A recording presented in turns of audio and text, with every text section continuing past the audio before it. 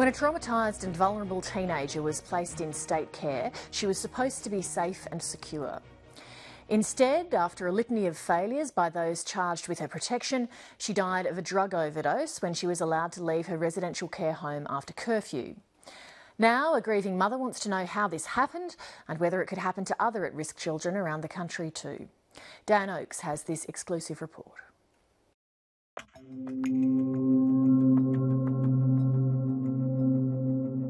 The images are jittery and unstable, much like the teenagers captured in them.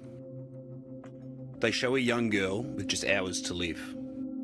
Maria was one of those children that I think they're born and they just brighten up everybody's life. I think from the moment she was born, she was just such a delight to be with. It's 10:30 p.m. on September 23rd, 2013. Maria Leordis and her girlfriend have just left their residential care unit. Their destination is the home of a 25-year-old man named Angelo. Heavily drug affected, Maria was able to leave her resi unit despite being under curfew. She never returned. How could 3 people have not either called the police to go at least do a check, called paramedics to the house? If everything was all right and it was a false alarm, at least you've taken that precaution. The next morning, Maria Leordis was found dead in Angelo's home. An autopsy found heroin and ice in her blood. Her death caused no headlines, no news reports, and left only unanswered questions. She was 16 years old. And of course, it was an opportunity for her to express her artistic side, which was... 3 years after her daughter's death, Sue Leordis is still grieving. When I look at photos like these, it reminds me of the sweet, innocent, so full of life little girl she was. Happy birthday to you. Maria Leordis' life began in the inner west suburb of Yarraville. The eldest of 2 children, she was an intelligent and sweet young girl. But at the age of 13, Maria told her aunt that she'd been sexually abused by a family member.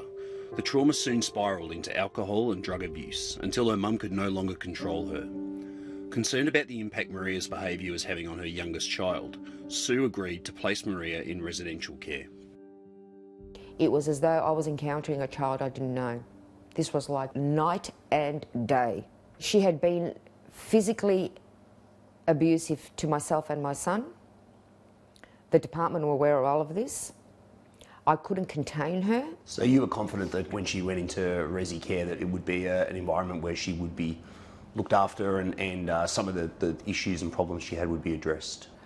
I did, because reading the custody to secretary order and the obligations that are on there, I guess I was naive enough to believe that it would all be as it was in black and white, that everyone would adhere to their, what's the word I'm looking for, to their obligations. Each morning for a fortnight, Sue's travelled to her daughter's coronial inquest to listen to harrowing evidence about her daughter's last months. I owe it to my daughter and to the other kids in care to make sure that the truth does come out and that the people who are responsible are accountable so that it doesn't happen again. Maria was placed in 2 residential care homes in Melbourne's western suburbs during her time in care. She was supposed to be supervised and under curfew, but she spent many nights on the streets as staff were powerless to stop her leaving. Were there any consequences at all when she absconded? None whatsoever, except for a loss of pocket money. But then again, she would lose her pocket money if she didn't make her bed or didn't clean her room. So it wasn't like there were any severe consequences whatsoever. A few months before Maria's death, Sue found letters written to her daughter by an inmate at Barwon Prison who had been targeting Maria and another girl in care. It was quite explicit, and it was suggestions for sexual contact between him and my daughter when he would come out. They were of a grooming nature, and that really concerned me. And the fact that the unit had said to me that they were aware of them and they were giving her the letters, because apparently the stipulation came from the manager of that unit that they could not stop the mail her mail being given to her, infuriated me. The letters weren't stopped, nor was the abuse that soon followed. He came into contact with Maria by her own account, and it was quite a distressing account. He had locked her in a bathroom, wouldn't let her out, sexually abused her in there, then purposely injected her with an infected needle of his own because he had hepatitis C. Just months before she died, Maria alleged that she'd been sexually abused by one of her Westcare carers, compounding the trauma from her previous abuse. On the night she died, only one staff member was on duty instead of the normal two, and Maria was able to leave the home despite the worker giving evidence that she was stumbling and slurring her words. No ambulance was called. Sue Leotos accuses Westcare and the Department of Health and Human Services of badly failing her daughter and attempting to cover up their mistakes. To listen to two agencies more or less pretend they're not aware of facts, to try and almost protect themselves and to an extent each other, I don't see that as a positive move. So that's been on my mind and it's been upsetting me a great deal. Major Jenny Beejan oversees Westcare's residential care homes. She agreed to speak to 7:30 but wouldn't go into the specifics of Maria's case, citing the ongoing inquest.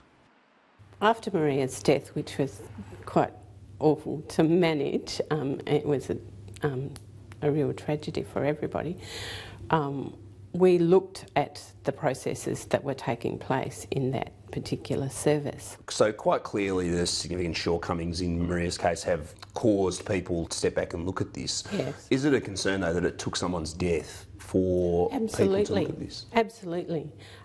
Hindsight's a great thing, but absolutely, and none of us would have wanted to lose anybody, much less a child who'd already had a very traumatised life up until when she died. Yeah, no way. It was awful, and no one wants to do that. She says that despite increased funding since Maria's death, underfunding remains a problem. Given the issues that we deal with in out-of-home care, and I can't stress enough that these kids are extremely traumatised, they have significant abuse often in their backgrounds and very challenging behaviours, you need loads of money, and none of us have it. So we don't have it. I don't know that the department have it. Despite her grief, Sue Leotos wants to give children like her daughter the voice they too often lack. She fears that unless Victoria's child protection system is radically reformed, more children like her daughter will die. We're talking about children, lives, young lives, vulnerable young lives. And these people just weren't doing the job.